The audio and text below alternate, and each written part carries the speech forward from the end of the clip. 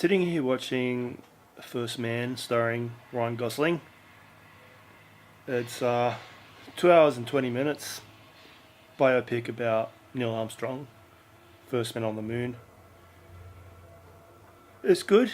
It's got a good cast. It's got Kyle Chandler in it. I love him. Ryan Gosling's good in whatever he does. Strong supporting cast. It is a bit of a slow burn of a film.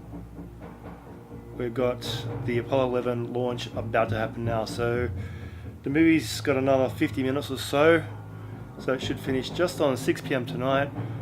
But yeah, I can see why some of the criticisms are that this movie is a bit of a boring. I'm not going to sugarcoat it. Some scenes in this movie are boring. It's slow paced, but at the same time I'm enjoying it. It's well done. The 4K resolution and the HDR is incredible. It's really nice.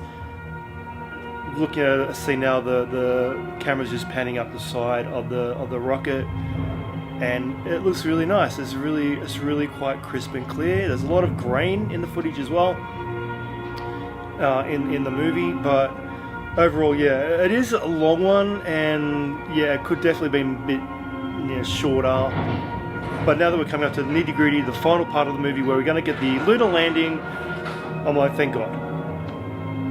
It's long. I'm sick. I've got the flu. I'm feeling pretty drained. I'm more prone to nodding off than normal. But so far so good. The movie is enjoyable, but I can't see where the criticisms lie. Check back soon. Okay, so the movie just finished, and yeah, it was pretty cool. Like I said, it did go a bit over long for me.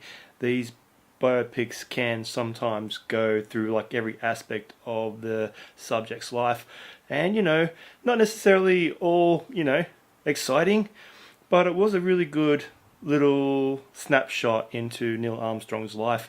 I kind of really consider this film to be like a companion piece to Apollo 13. James Lovell, who was played by Tom Hanks in that movie, he turns up in this one, played by Pablo Schreiber. So that was pretty cool, having characters from that movie, well, real life people. It was directed by Damien Chazelle, who actually wrote a lot of stuff that Ryan Gosling has appeared in as well. For instance, he has written, I've got my IMDb open up here. I'm not very well, guys, so this is why I'm just doing like a lazy armchair review today. I got the man flu. I'm just dying. You can hear the fan in the background. We've got like a heat wave here at Sydney right now. It's Australia Day as well, so I can't even drink a beer. That's if I'm not having a beer, then I'm ill. So anyway, I'm just watching a couple movies just to look after myself. You got to be entertained. The wife is at her parents' house looking after her little niece today, so I'm here on my own watching movies. So yeah, Damien Chazelle wrote these movies. La La Land, Ryan Gosling. Whiplash, not Ryan Gosling, but still pretty cool. 10 Cloverfield Lane, he wrote that one. No Ryan Gosling, but it's still cool. Okay, so he hasn't written a lot of Ryan Gosling films. This is like their second collaboration, so yeah. Overall, the movie was good. Like I said, I'm not a big fan of biopics to begin with. But when I do watch them, I enjoy them for what they are. But like I said, they do go over long. Like they've got to cover a lot of this person's life, and it's not necessarily all exciting stuff. But The First Man on the Moon is a pretty engaging story. I mean, Neil Armstrong is an amazing person. I didn't know that he had a young daughter, and she actually died of a brain tumor in this. And I was kind of like the instigator to his need to go and apply for the Gemini project, which then in turn led to the Apollo program, and history is made. But talking about the technical aspects of the 4K itself, like most of the film was in the wide angle, and yeah, the 4K was nice. There was a lot of detail in the outfits.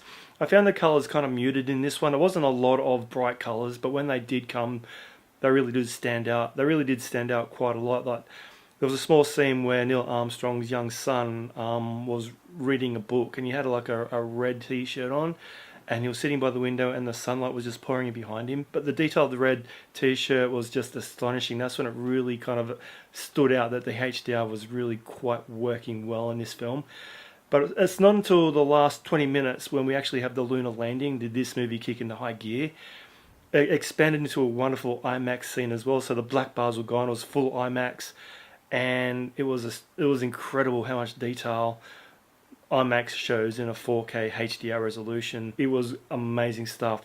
The scene itself was pretty well done.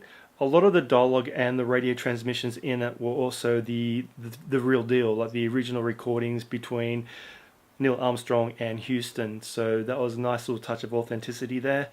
But overall, yeah, I found the movie good. But like I said previously, a lot of the criticisms were that it was a little bit overlong and a little bit boring. But overall, I think it was quite rewarding to watch. So yeah, First Man on 4K.